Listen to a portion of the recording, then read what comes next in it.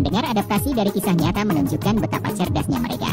49 tahanan membutuhkan waktu 567 hari untuk menggali terowongan sepanjang 80 meter dengan cara yang tidak terduga. Dan mereka berhasil melarikan diri dari penjara di bawah pengamanan yang sangat ketat. Tebak bagaimana mereka melakukannya? Pada hari ketiga mereka di penjara, mereka mulai membuat rencana untuk menggali terowongan, dan setelah mengukur jarak dari sel mereka keluar pagar dengan berjalan kaki, jaraknya adalah 75 meter. Pada titik ini Longhair mengatakan bahwa menggali terowongan itu tidak sulit, hanya masalah waktu. Tetapi apa yang harus dilakukan dengan kotoran yang digali? Dengan terowongan yang begitu panjang, setidaknya 60 ton lumpur harus digali, dan jika tidak ditangani dengan benar, pasti akan ketahuan oleh para penjaga. Kesel Nagumo mendapatkan ide. Dia mengambil obeng dan bersiap untuk memotong atap. Ternyata mereka ingin menyembunyikan kotoran yang digali di mezanin atap.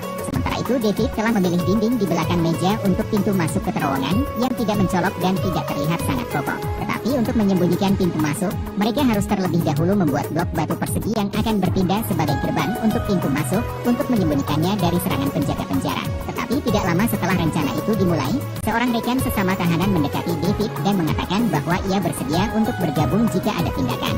David memandang pria di depannya, tidak tahu apakah dia teman atau musuh, dan mulai pura-pura bodoh. Kembali ke selnya, di mana atapnya akan dipahat oleh Shaggy. Setelah satu putaran pemahatan, Shaggy hendak mengambilnya ketika batu yang sudah tua itu tiba-tiba runtuh, secara mengejutkan membuat panik dan mengeluarkan suara yang begitu besar. Jika para penjaga mendengarnya, ia akan mendapat masalah, jadi ia buru-buru mengantonginya. Longhair naik ke atap di atas bangku dan terpana oleh pemandangan di hadapannya. Dia tidak menyangka seluruh atap penjara akan terbuka, belum lagi penyimpanan 60 ton tanah, bahkan 100 ton pun bisa diletakkan. Tetapi kemudian para penjaga di lantai bawah tiba-tiba mulai memeriksa, dan para narapidana melihat hal ini dan bergegas untuk memberikan sinyal pada gitar mereka. David dengan cepat menemukan telur yang mereka campur dengan kapur dan segera membuat benda persegi untuk memblokir lubang, dan kemudian memasang poster di atasnya. Sekarang para penjaga hampir memeriksa sel mereka dan beberapa dari mereka mempercepat pembersihan. Untungnya, mereka baru saja selesai bersih-bersih ketika para penjaga memasuki ruangan dan mengobrak-abrik ruangan tanpa menemukan sesuatu yang luar biasa.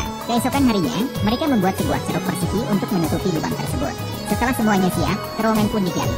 Namun demikian, karena ruangnya yang kecil, mereka tidak dapat menggali pada waktu yang sama dan harus bergantian secara berkala dengan tanah yang digali dibawa oleh orang lain ke tingkat mezanin di atap. Untuk alasan keamanan, mereka tidak hanya ditempatkan sebagai penjaga di luar pintu, tetapi mereka juga memiliki kata-kata kode khusus untuk mengkomunikasikan situasi darurat. Selama waktu ini, para penjaga juga akan memeriksa parsel secara acak dari waktu ke waktu, sehingga mereka waspada ketika menggali terowongan, takut suatu hari para penjaga akan masuk ke dalam sel mereka.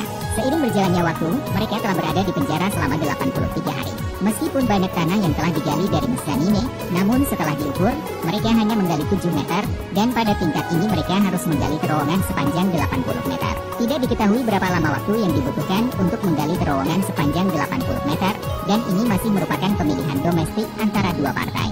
Jika ada kerusuhan di penjara, akan lebih sulit lagi untuk melarikan diri. Jadi David memutuskan untuk mengajak selusin teman satu sel yang lebih terpercaya untuk bergabung dengannya dan meningkatkan kecepatan penggalian. Tapi kemudian dia tidak tahu bahwa salah satu dari selusin atau lebih telah menjadi mata-mata bagi penjaga penjara.